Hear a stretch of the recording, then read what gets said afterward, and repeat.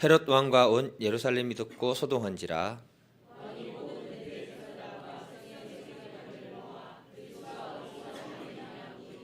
이르되 유대 베들레헴이오니 이는 선지자로 이렇게 기록된 바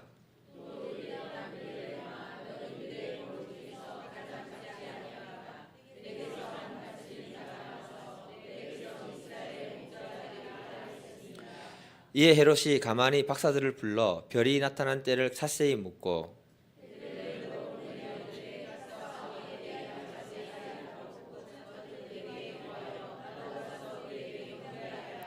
박사들이 왕의 말을 듣고 갈새 동방에서 보던 그 별이 문득 앞에 인도하여 가다가 아기 있는 곳에 머물러 서 있는지라.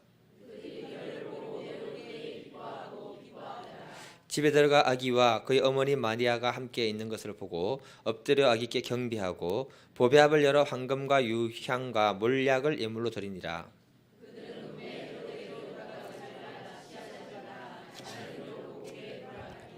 아멘. 제목 같이 읽어보겠습니다. 예, 시작.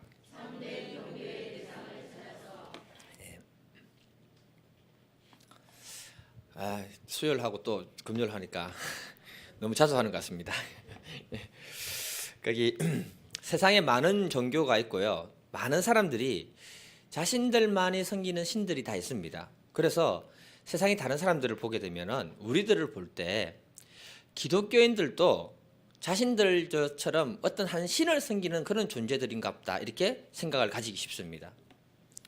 우리가 믿음으로 살아가면서 알아야 되는 것이 뭐냐면요, 참 경배의 대상자가 누구인지를 정확하게 알 필요가 있다는 것입니다. 참 경배의 대상자를 누구인지 알지 못하고 경배하다 보면 로마서 8장 1절에 로마서 1장에 보게 되면 이렇게 얘기합니다. 1장 21절에서 23절을 보게 되면 하나님을 알되 하나님을 경배하지 않게 되면 그 사람들의 생각이 허망해진다고 합니다. 그러면서 미련한 마음이 생기는데 그 미련한 마음이 뭐냐면 스스로 지혜롭다라고 생각하고 교만해진다고 합니다. 그 결과 무슨 일을 하게 되냐? 엉뚱하게도 하나님은 경배하지 아니하고 사람과 다른 짐승과 이런 우상들을 숭배하는 그런 사람들로 바뀌어버린다라고 말하고 있습니다. 이 말은 결국은 뭐냐면 사람은 참 경배의 대상인 하나님을 알고 경배하지 않으면 잘못된 곳으로 가는 그런 존재가 된다 이렇게 말하는 것입니다. 우리가 참 경배의 대상을 바르게 인식하는 것도 쉽지가 않고요. 바르게 인식했다 하더라도 정말 경배자로 서는 것은 소수의 사람밖에 없다는 사실을 기억해야 됩니다. 헬라어로 경배라는 단어를 보게 되면요, 포로시키네오라는 단어인데 이 말이 마태복음 2장 2절 오늘 말씀 보면 그의 별을 보고 그에게 경배하러 왔노라 할 때 그 경배라는 단어가 바로 포로시키네오라는 단어입니다. 발음이 막 꼬여서 미안합니다. 신약 성경에 이것하고 똑같은 말씀이 뭐냐면은 사마리아 여자가 예수님을 만나고 난 다음에 영적 소원이 생깁니다. 그때 뭐라고 하느냐? 요한복음 4장 20절을 보면 우리 조상들은 이 산에서 예배하였는데 당신들의 말은 예루살렘에서 예배하더이다. 그때 그 예배라는 단어를 썼을 때 프로시키오네라는 단어를 갖다 그대로 사용했다는 겁니다. 그러니까 동방에서 찾아온 이 동방 박사들이 예수님을 경배하러 왔다는 이 말은 곧 무슨 말입니까? 예배하러 왔다 이 말이 되는 것입니다. 그래서 우리가 이 프로시키오네라는 단어만 정확하게 알게 되면 예배라는 의미가 무엇인지를 알게 되는데 이 단어가 어떻게 나왔냐 하면요, 바다를 오랫동안 돌아다니는 사람들이 여행했던 사람들이 무사히 육지에 도착하고 나면은 그때 그 사람들이 무슨 일을 했냐면 땅의 여신에게 엎드려서 입맞춤을 했습니다. 무슨 말이냐? 무사히 살아서 땅을 밟게 해주셔서 감사합니다. 이 뜻이 그 안에 들어있다는 거예요. 그래서 이 경배 예배의 단어를 그 안에 보게 되면은 첫 번째 뜻이 뭐냐? 절대자 앞에 자기들을 엎드리고 숙인다는 개념이 있고요. 두 번째는 뭐냐 하면은 절대자가 요구하는 것을 받아들인다는 그 마음이 그 안에 있고요. 세 번째는 뭐냐? 절대자에게 감사한다는 그 마음이 그 안에 내포되어 있다 이렇게 말하는 것입니다. 오늘은 이 시간은요, 이 동방 박사들이 사용했던 그 경배, 그 의미를 갖다가 우리 한번 생각해 보면서 이 성탄절을 정말 경배하는 경배자의 모습으로 나아갈 수 있기를 간절히 기도드립니다. 우리 첫 번째 제목 같이 한번 읽어보겠습니다. 첫 번째 제목, 시작. 뭘 드리는 거라고요? 본문 1절, 2장 1절하고 2절도 같이 읽겠습니다. 시작. 헤롯 왕 때 예수께서 유대 베들레헴에서 나심에 동방으로부터 박사들이 예루살렘에 이르러 말하되 유대인의 왕으로 나신 이가 어디 계시냐? 우리가 동방에서 그의 별을 보고 그에게 경배하러 왔노라. 이게 동방이라 하면요, 지도를 여러분들 좀 아셔야 되는데, 중동권 지도를 보게 되면 유프라테스 강이 있고 티그리스 강이 있습니다. 그 유프라테스 강과 티그리스 강 그 동쪽 편이 바로 동방입니다. 그러면 성경적으로 보게 되면 어디냐면은 과거 바벨론과 페르시아 제국이 나타났던 그 지역이 동방이라는 지역입니다. 오늘날로 말하면 페르시아는 이란입니다. 이란. 그러니까 이란이라는 곳에서 예루살렘까지 동방 박사들이 진리의 별을 보고 예수님을 찾아왔다, 이렇게 얘기하는 겁니다. 2절 끝부분에 보면 그들이 예수님을 찾아온 목적을 밝히고 있는데, 그 목적이 뭐냐? 그에게 뭐 하러 왔다? 경배하러 왔다. 네. 그러니까 우리가 다 알고 있듯이 마태복음은 누구를 위한 복음서였습니까? 유대인들을 위한 복음서였습니다. 처음 듣는 얘기입니까? 네. 그래서 마태복음 1장을 보게 되면 무슨 얘기를 합니까? 누가 누구를 낳고 누가 누구를 낳고. 성경 처음 읽는 분들은 1장부터 읽으면 안 됩니다. 네. 제가 처음 읽었을 때요, 마태복음 읽다가 아니 내가 유대인의 족보를 알 필요가 있는가 덮었습니다. 왜냐하면 채시 집안의 족보도 모르는데 성경을 모르면 그 족보가 굉장히 어렵게 다가오는 거예요. 마태복음을 기록한 이 마태는요, 유대인들의 족보를 이야기하고 난 다음에 왜 이방인들인 동방박사에 대한 이야기를 할까? 차라리 이 이방인에 대한 얘기를 하려면 누가복음에서 이야기하는 게 더 낫습니다. 누가복음은 이방인들을 위해서 기록한 복음서이기 때문에 그렇습니다. 그런데 마태복음의 제자는요, 예수님이 유대인의 족보를 통해서 구약에 예언한 메시아라는 것을 말해주고 난 다음에 동방에서부터 이 박사들이 예수님을 경배하러 왔다는 것을 우리에게 설명해 주고 있다는 거죠. 그 말은 뭐냐 하면 예수님은 이방인들에게까지 경배를 받아야 되는 참 경배의 대상이라는 것을 갖다가 사람들에게 말해주고 있다는 겁니다. 이해가 되십니까, 여러분? 예. 그래서 동방 박사들이 유대로 와서 이야기하기를 그에게 경배하러 왔다, 이렇게 밝힌 것입니다. 여기에서 우리들은 동방 박사들을 통해서 경배의 참된 의미를 묵상을 해야 되는데요.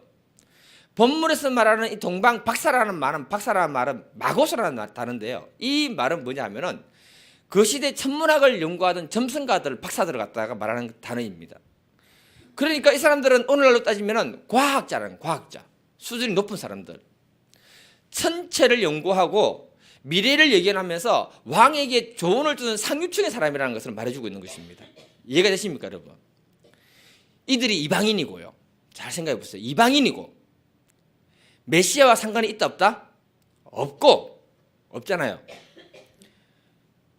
이방의 상류층 귀족층 사람들입니다. 아쉬울 것이 있을까요, 없을까요? 없습니다.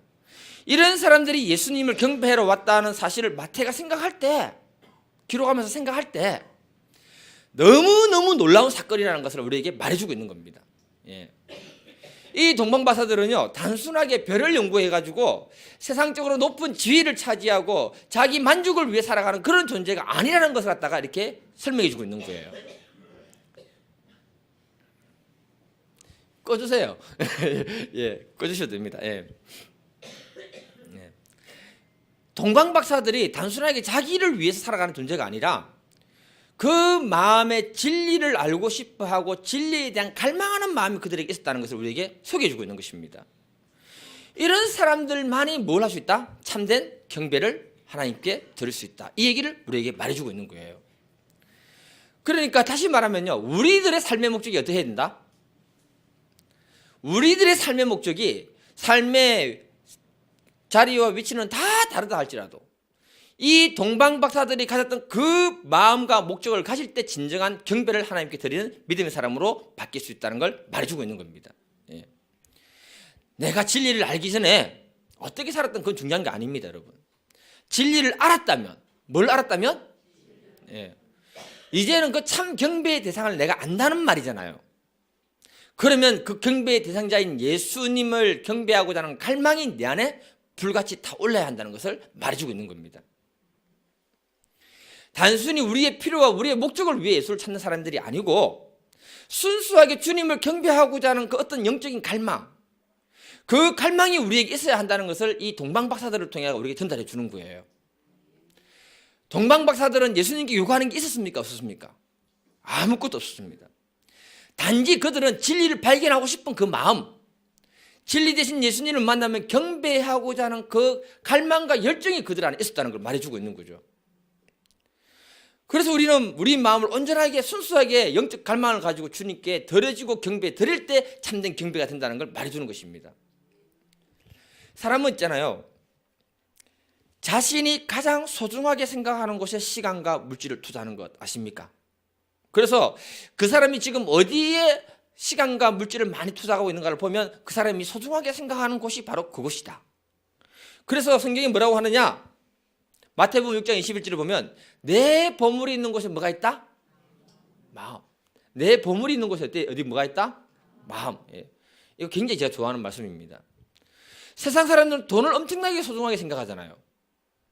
왜냐하면 돈이 하나님이잖아요. 그래서 그 돈을 경배하기 위해서 권력을 이용하고 사람을 이용해서까지라도 돈을 끌어모으는 것이 누구다? 그 사람들이다. 그 사람들 지금 어디 있다? 지금 몇 분이 감옥에 계시잖아요. 예.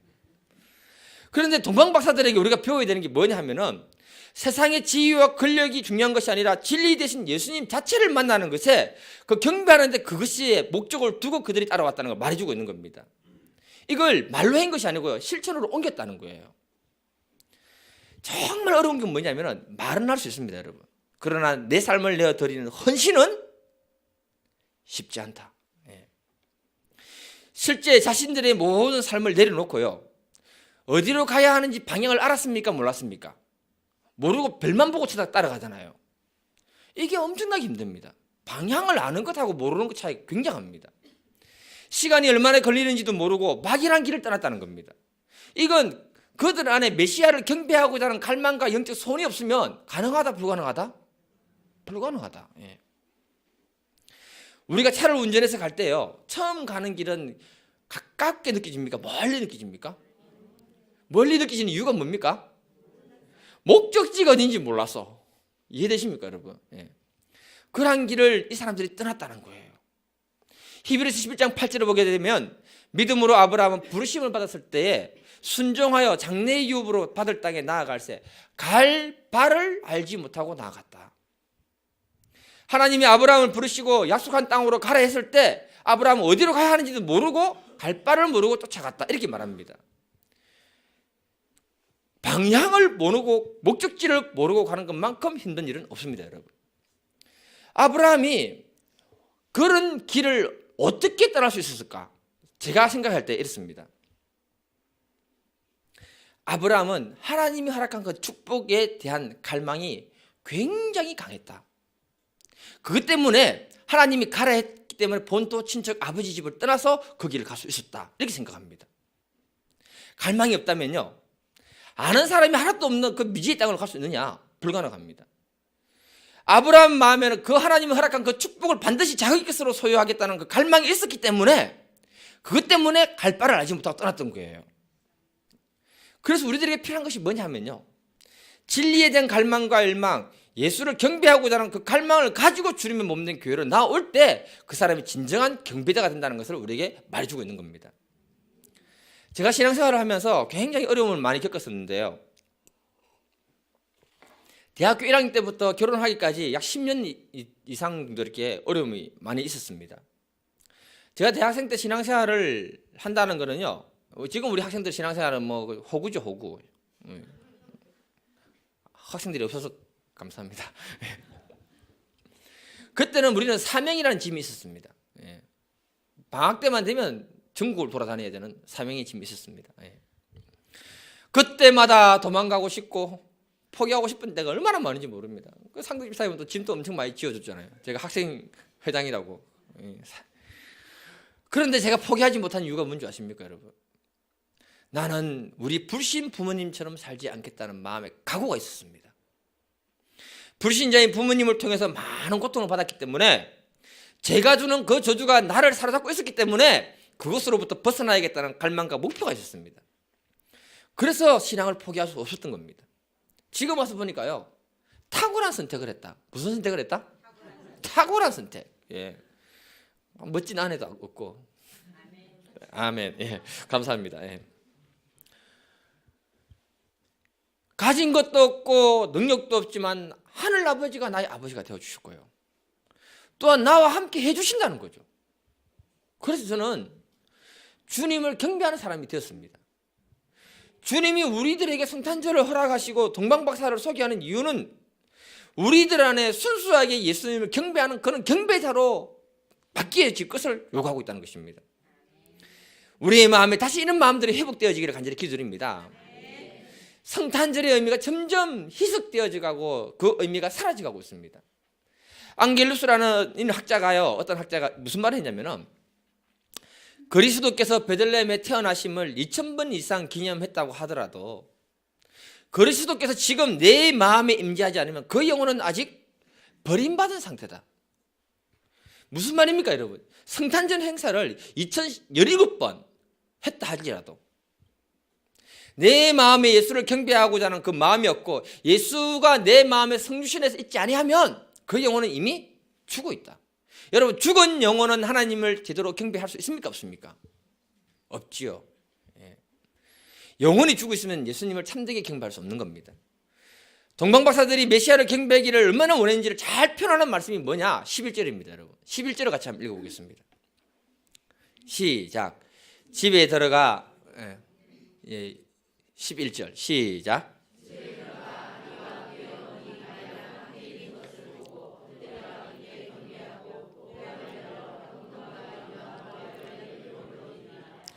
이들이 먼 길을 떠나올 때 예수님을 만나면 드릴 예물을 미리 준비해서 떠나왔다라고 말하고 있습니다.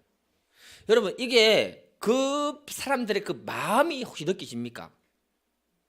지금 말씀을 쓰면서요, 이 사람들이 마음이 느끼시더라고요.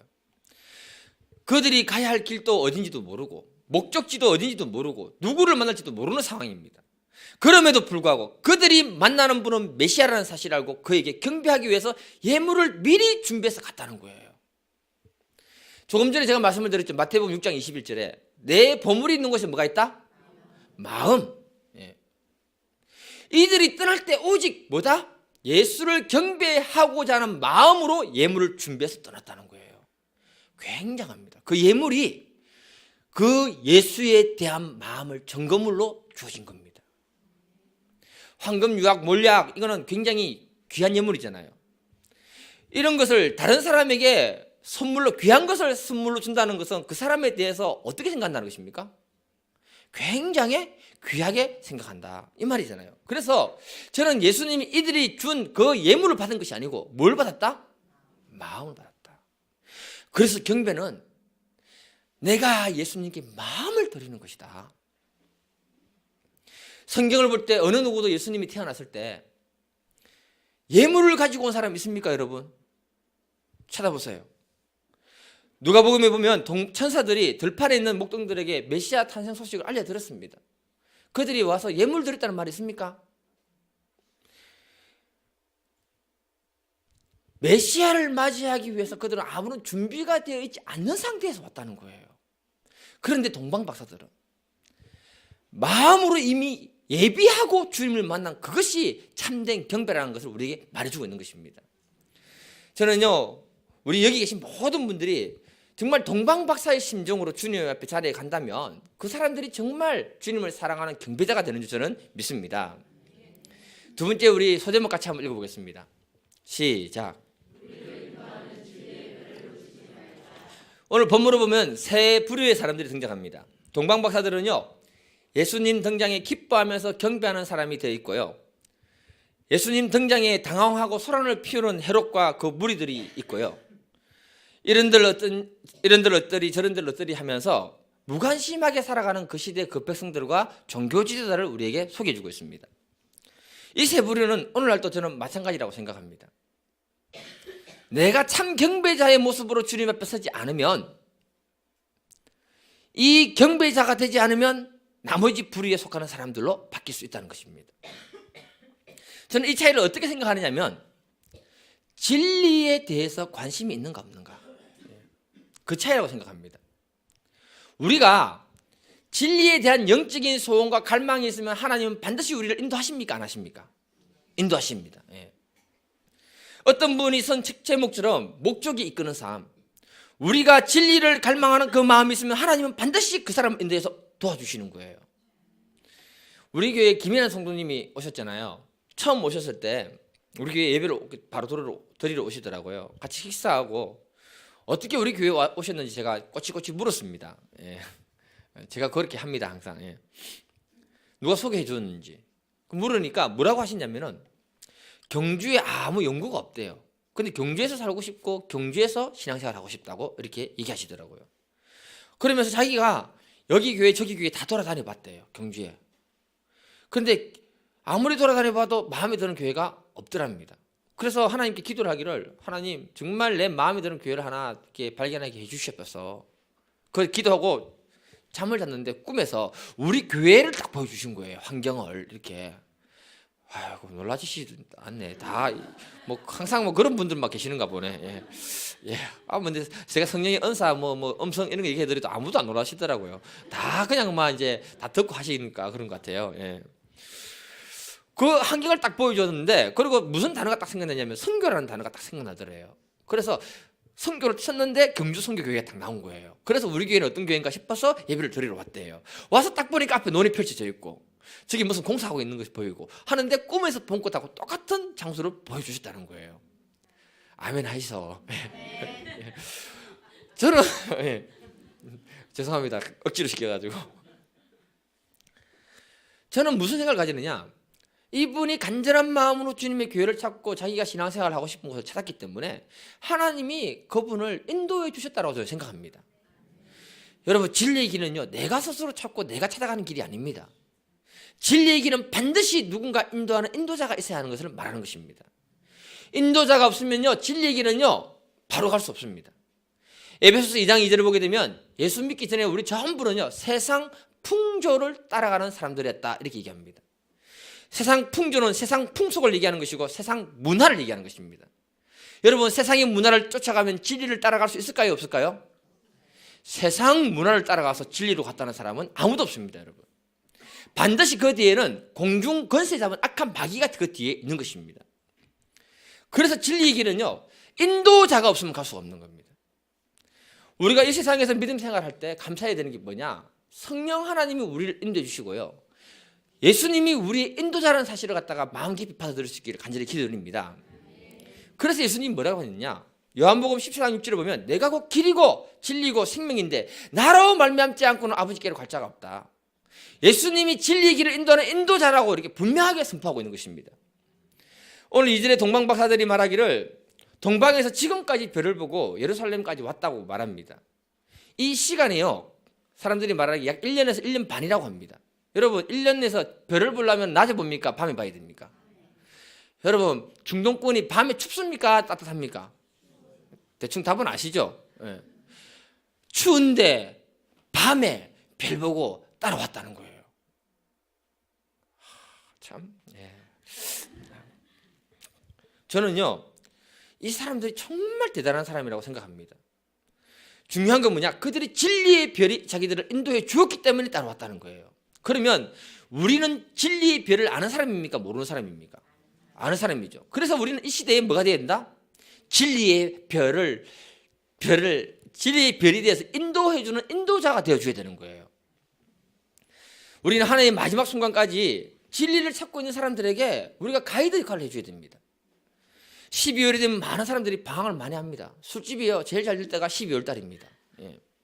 주변을 돌아보면요 이때 진리의 길을 찾고 있는 사람이 반드시 있습니다. 그 사람들을 우리가 인도해주는 가이드 역할을 할 수 있기를 간절히 기도드립니다.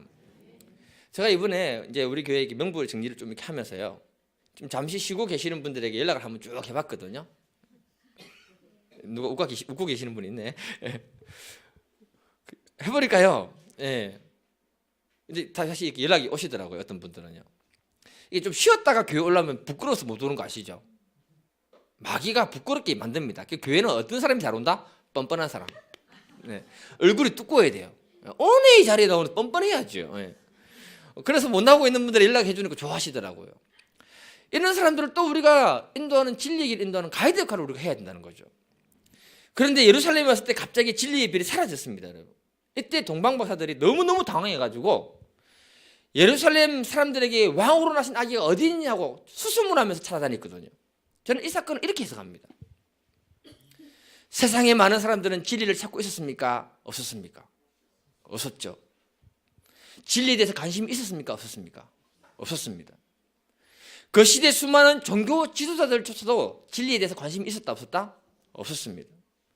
흑암에 살고 있는 그 백성들이 진리에 관심이 있었습니까? 없었습니까? 없었습니다. 그런 사람들에게 동방박사들이 진리의 별을 따라보고 오다가 잃어버림으로 그들에게 메시아가 탄생했다는 소식을 전해준 사람들이 누구다? 동방박사라는 거죠. 그래서 3절에 보게 되면 헤롯과 온 예루살렘이 듣고 소동했다. 여러분, 메시아의 탄생 소리를 듣고 너무너무 놀라서 사람들이 소동했대요. 소동. 정말 의미심장한 얘기입니다, 여러분.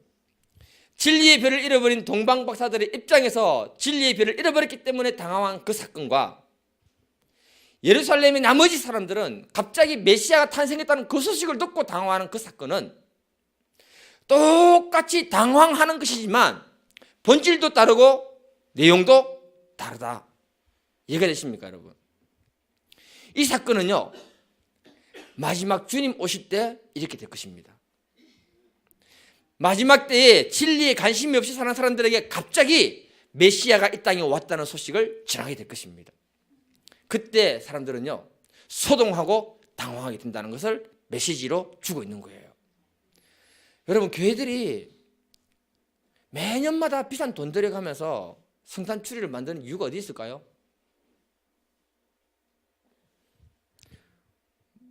교회 잘 산다, 멋지제, 잘 봐라, 이것 때문에 하는 건가요? 세상 사람들에게 예수님이 이 땅에 메시아로 왔다는 사실을 선포하고 있는 것이 성탄 추리입니다, 여러분. 그들은 그들의 진리를 듣고요, 주님께로 인도하기 위해서 많은 돈을 들여가지고 교회들이 성탄 추리로 세상에 밝히고 있는 것이에요. 이렇게 성탄의 소식을 알려줘도 그들은 관심이 있다 없다? 없다. 진리에 대해서, 예수님에 대해서 관심이 없다는 것입니다, 여러분. 그러다가 마지막에 예수님이 이 땅에 다시 오실 때 이 세상 사람들은 전부 소란하며 당황하며 놀라워하는 그런 믿음의 역사가 일어날 것이다. 이 얘기를 우리에게 해주고 있는 거예요. 그러니 우리가 주님의 전에 와서 주님을 경배한다는 것이 얼마나 복된 사람인가, 다시 한 번 더 우리가 생각할 수 있기를 간절히 기도드립니다. 저는 이렇게 생각합니다, 여러분. 진리를 사모하는 사람들은 마지막까지 끼어 있어야 된다고 저는 생각합니다. 제가 지난번에 누가복음 말씀에서 시몬과 안나에 대해서 말씀을 드렸잖아요. 그들은 성령 충만하게 하고 끼어 있었기 때문에 메시아를 만났을 때 당황했습니까? 기뻐했습니까? 기뻐했습니다. 메시아를 만났을 때 찬양하고 노래했습니다, 여러분. 그래서 믿음의 사람들은요, 마지막 순간까지 끼어서 주님을 사모하고 경배하는 믿음의 사람들이 다 될 수 있기를 간절히 기도드립니다. 그게 우리의 본분입니다, 여러분. 마지막 9절 10절 한번 읽어보고 마무리하겠습니다. 같이 읽겠습니다. 시작.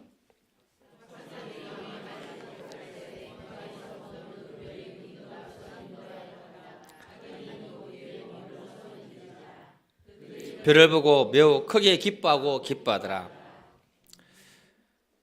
진리의 별을 잃어버렸다가 동방박사들이 헤롯 궁전까지 갔습니다. 그러니까 헤롯 왕이 너무 놀라가지고 성경에 메시아가 어디서 탄생하느냐고 물어봤더니 베들레헴에서 태어나더라. 이 소식을 정보를 얻고는 이들이 다시 어디로 갔냐면 베들레헴행으로 갔습니다.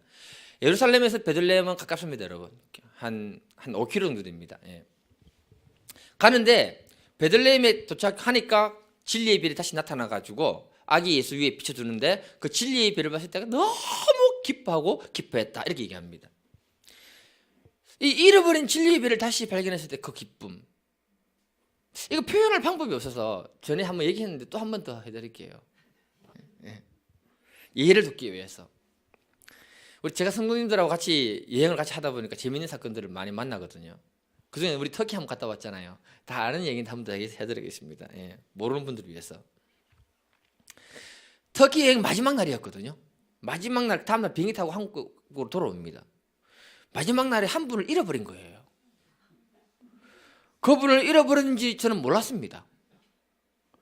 문제는 그분에게 있는 게 아니고 나한테 있었는 거예요. 인원 파악을 해야 되는데 인원 파악을 안 해버린 거예요. 왜냐하면 차가 여기 내리자마자 바로 옆에 식당이었는데 1층에서 밥을 먹는 게 아니고 2층으로 다 올라갔거든요. 근데 이분은 차에 뭘 둔 걸 가지러 잠깐 올라갔다가 내려왔는데 사람들이 순식간에 다 증발하고 없는 거예요. 이거 굉장히 당황하는 사건이 됩니다. 이거 정말입니다. 그나마 다행인 거는 이분이 외국 생활도 몇 년 했고 영어도 좀 할 줄 알고 젊은 분이니까 그 충격을 이길 수 있었던 겁니다. 여자분들은요 잘못하면요 공황장애 옵니다. 이분이 동방박사처럼 우리들이 어디 있는지 찾고 찾아다녔습니다. 정말로. 현지인에게 영어로 물어보고 한국 사람 그룹 가는 거 봤나? I don't know. 그러니까 한국 식당들을 찾아가서 한국 그룹 여기 와서 식사했나? 물어보고 1시간 반 동안 찾아다닌 거예요. 그런데 우리에 대한 정보를 얻지 못할 때 그 마음이 어땠을까? 아마도 오늘 본문의 동방박사들의 마음이 아니었을까? 확실합니다. 그래도 이분이 참 지혜로웠던 게 뭐냐면 밥 먹고 난 다음에 제가 일정을 얘기하면서 어디 갑니다라고 얘기해 줬는데 그걸 딱 기억했는 거예요. 궁전으로 갑니다 했는데 그 궁전에 물어서 그 앞에서 기다리고 있었는 거예요. 밥 다 먹고 즐겁게 룰루랄라 하면서 이제 우리 교인들하고 같이 가는데 제가 맨 앞에 갔거든요. 길을 아니까. 근데 저 앞에서 크게 기뻐하면서 환한 웃음을 웃으면서 있잖아요. 막 달려오시는 거예요. 마치 어떤 표정이었냐? 와 이제 살았다. 그 표정 안 보시면 모릅니다. 그것이 바로 동방박사들이 진리의 별을 찾았을 때 그 기쁨은 아니었는가? 제가 정말 이게 전달해 드리는 거예요.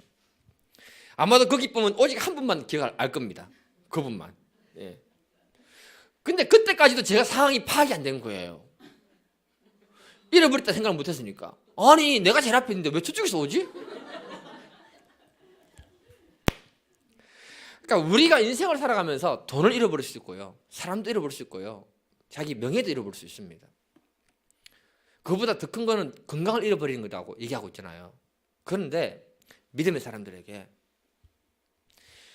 예수를 경배하고자 하는 참된 경배의식이 사라지고 잃어버렸다면 그 사람은 가장 슬픈 사람이고 가장 안타까운 사람이 된다는 것을 말해주고 있는 것입니다. 우리가 회복해야 되는 것이 뭐냐?